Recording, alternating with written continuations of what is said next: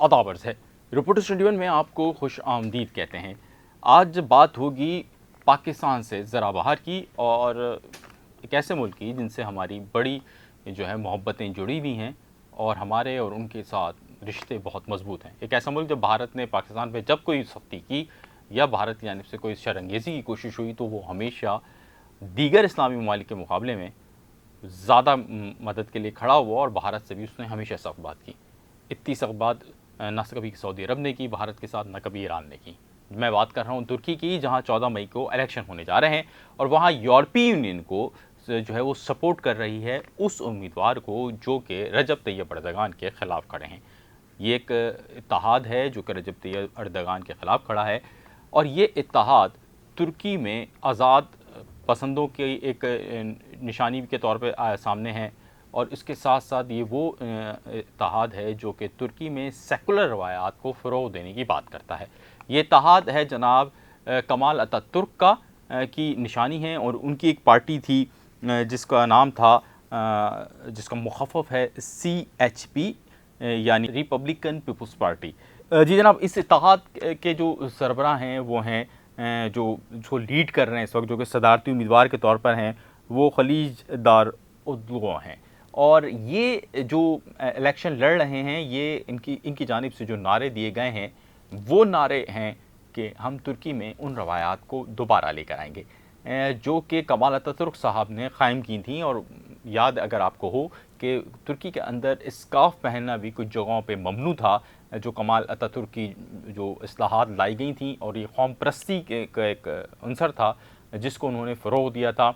और उनका ये दावा था कि इसके अंदर तुर्की की तरक्की है, लेकिन तुर्की की इक़्तिसादी सूरत हाल बहुत तेज़ी से ख़राब होती गई और इस सूरत हाल में ख़राब इतनी कदर हो गई कि लोगों ने उन पर एतमाद करना छोड़ दिया। ऐसे में तुर्की के अंदर रजब तैयब अर्दगान उभरे और उन्होंने तुर्की को लीड किया। वो तुर्की को कमोबेश 20 साल से ज़ायद लीड कर चुके हैं और इससे पहले वज़ीर आज़म रहे, उसके बाद फिर उन्होंने एक सदारती निज़ाम लेकर आए और इस वक्त भी तुर्की में वो मौजूद हैं, वो लीड कर रहे हैं। उनके ऊपर जो अपोजिशन यानी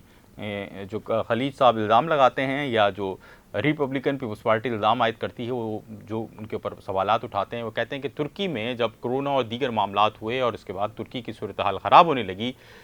तो ऐसे में रजब तैयब अर्दगान ने शामी पनाहगज़ीनों को कबूल किया और उनकी मदद फरमाई। और इसके साथ साथ दीगर रजब तैयब अर्दगान के कुछ ऐसे मामलात जैसे कि इसराइल के हवाले से गो के इससे क़बल तुर्की कबूल कर चुका था, उनको रजब तैयब अर्दगान ने सख्ती का मुज़ाहरा किया। इसी के साथ यूरोपीय यूनियन को भी रजब तैयब अर्दगान की जानिब से आंखों में आंखें डाल के बात की गई। उन्होंने रजब तैयब अर्दगान ने अपनी इक़्तिसादी पॉलिसी के अंदर यूरोपीय यूनियन की तरफ झुकाव के यूरोप के ममालिक और अमेरिका से झुकाव के बजाय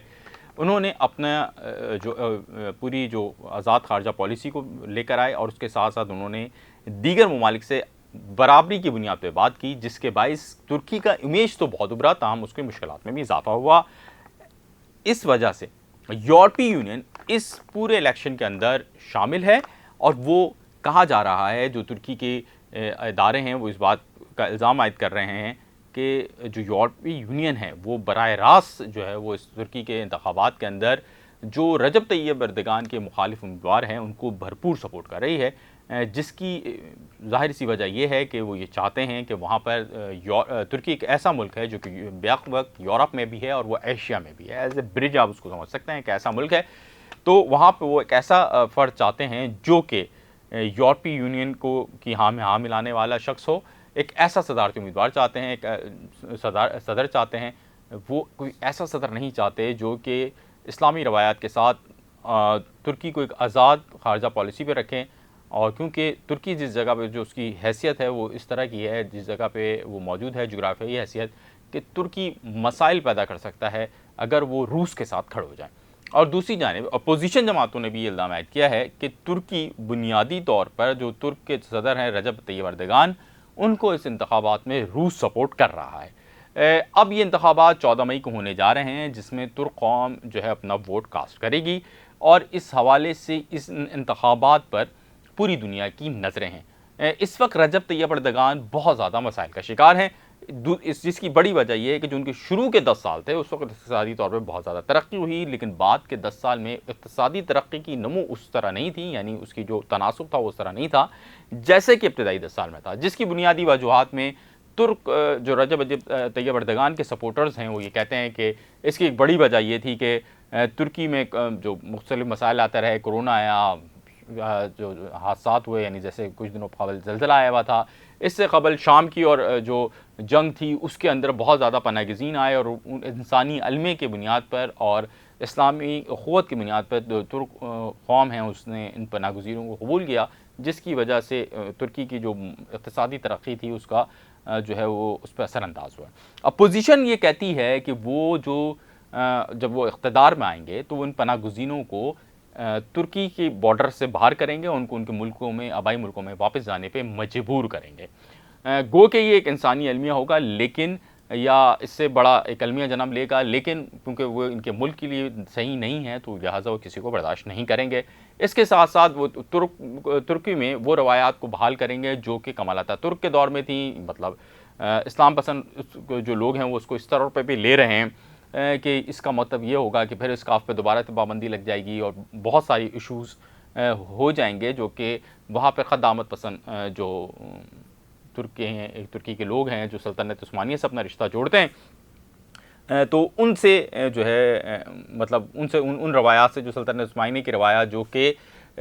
بحال کی تھیں رجب طیب اردگان نے، ان سے جو ہے وہ راستہ ٹوٹ جائے گا۔ جیسے کہ ہم بات کریں آیا صوفیہ کی مسجد کی، جس کے حوالے سے یہ عثمانی حکومت نے جو اس کو بحال کیا تھا، اور بعد میں جو ترک صدر کمال اتاترک تھے، یعنی عثمانی سلطنت نے اس کو مسجد بنایا تھا، اور بعد میں جب کمال اتاترک آیا اور ترکی میں جو سیکولر انقلاب آیا تو اس میں اس کو میوزیم بنا دیا گیا تھا۔ رجب طیب اردگان نے اپنے جب وہ بام عروج پہ تھے تو انہوں نے اس کو دوبارہ مسجد میں جو ہے وہ تبدیل کیا، جس کے اوپر جو مسیحی طبقہ تھا خصوصی طور پہ یورپ میں اس کا سخت برا منایا گیا تھا، جس کے جو اثرات ہیں وہ انتخابات میں بھی اثر انداز ہوں گے، کیونکہ یورپ جیسے کہ میں نے بتایا یورپی یونین بھرپور سپورٹ کر رہی ہے اپوزیشن کو، تو یہی وہ محرکات ہیں جو کہ رجب طیب اردگان کے خلاف جا رہے ہیں، جبکہ اپوزیشن کے پاس جو ان کے جو کمزور پوائنٹس ہیں اس میں یہ ہے کہ اب تک اس سے قبل وہ کبھی جب اقتدار میں رہے تو انہوں نے ترکی کو اقتصادی ترقی نہیں دی ہے، تو جو ترک عوام ہیں وہ تھوڑا سا تذبذب کا شکار ہیں کہ اگر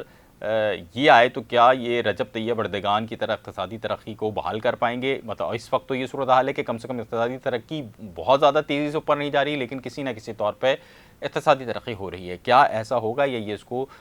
سنبھال نہیں پائیں گے اور اقتصادی ترقی جو ہے وہ ملک میں تنزلی کی جانب چلی جائے گی۔ دیکھنا یہ ہے کہ رجب طیب اردگان جو کہ یہ دعویٰ کر رہے ہیں کہ وہ نہر سوئس کی طرح کی ایک نہر بنائیں گے اور وہ اقتصادی ترقی میں اضافہ کرے گی، اور لیکن یہ اسی صورت میں ممکن ہوگا کہ وہ دوبارہ کامیاب ہوں۔ ایسا ہو پائے گا یا نہیں ہوگا، ان کو 50% ووٹ لینا ضروری ہے۔ تاہم اپوزیشن جماعتوں خصوصاً کمال خلیج جو اس وقت کام کر رہے ہیں، اور جو ان کے جلسے ہیں یا ان کی جو مہم چل رہی ہے اس کو اوپر یورپ کے اندر جو سروے کیے جا رہے ہیں اس کے اندر وہ بہت زیادہ پاپولر دکھائے جا رہے ہیں، اور کہا جا رہا ہے کہ وہ کامیابی حاصل کر لیں گے، جبکہ دوسری جانب روس میں اور جو دیگر ان کے بیلٹ میں سروے ہو رہے ہیں اس میں رجب طیب اردگان کو کامیاب تصور کیا جا رہا ہے۔ لیکن جو بھی ہو اس انتخابات کے پوری دنیا پہ اثرات ہوں گے، خصوصاً پاکستان پہ اثرات ہوں گے، کیونکہ رجب طیب اردگان اپنی تاریخ کو سلطنت عثمانیہ سے جوڑتے ہیں ترکی کی، تو سلطنت عثمانیہ کی مدد کے لیے برصغیر پاک و ہند سے باقاعدہ لشکر گیا تھا، ان کی کمپینز ہوئی تھی جب وہ مشکل میں تھے، تو لہٰذا ان تعلقات کی بنیاد پر وہ اقبال کی بھی بڑی عزت کرتے ہیں اور اس کے ساتھ ساتھ پاکستان کے لیے بھی ہمیشہ کھڑے ہوتے ہیں۔ لیکن اگر کوئی سیکولر آئے تو وہ ان کی جو خارجہ پالیسی ہوگی وہ بالکل دوسری تبدیل ہو جائے گی، اور وہ بات کریں گے اقتصادی، اور پھر وہ بھارت کے طرف زیادہ دیکھیں گے کیونکہ ان کو وہاں سے زیادہ بینیفٹ ہے۔ لہذا پاکستان ایک اچھے دوست سے محروم تو نہ ہو، لیکن اس اچھے دوست کی اس سپورٹ سے محروم ہو جائے گا جو کہ اس کو ماضی میں گزشتہ 20 سالوں سے ملتی رہی ہے، چاہے زلزلہ ہو، چاہے کوئی بھی پاکستان پہ آفت ہو، چاہے بھارت کی شر انگیزی ہوں۔ رجب طیب اردگان زیادہ کھڑے ہوئے اور رجب طیب اردگان نے اپنی مکمل سپورٹ کا اعلان کیا، چاہے وہ کشمیر کا معاملہ ہو یا دیگر معاملات، اب اس سپورٹ سے ہم محروم ہو جائیں گے۔ لیکن اب یہ 14 مئی کے انتخابات میں دیکھتے ہیں کہ فاتح کون ہوتا ہے۔ اگر جیت ان کے رجب طیب اردگان کے مخالف امیدوار کے آئی تو اس کا مطلب یہ ہوگا کہ اس ترکی کے اندر اسلام پسندوں کو کسی طرح یہ مطلب کسی ایک طرح کی شکستی ہوگی، اور اس کے بعد ترکی کے اندر سیکولر جو روایات ہیں یا جو اس کو جو ہے وہ دوبارہ سے پنپنا شروع ہوں گی، اور ہو سکتا ہے کہ بہت ساری ایسی ترکی کی جو وہ روایات یا ترکی کی وہ مقامات جو کہ سلطنت عثمانیہ کے حوالے سے دوبارہ سے رائج ہو گئے تھے، وہ جو ہے وہ چیزیں ختم ہوں گی، چاہے وہ ارطغرل غازی کی سیدھی صورت میں جو ڈرامہ سیریز کا سلسلہ جو ترک حکومت کر رہی ہے، یا دیگر جو چیزیں ہیں ان میں بھی قدغن لگنے کا سلسلہ شروع ہوگا۔ دیکھتے ہیں ترکی کے عوام کس کے حق میں فیصلہ دیتے ہیں۔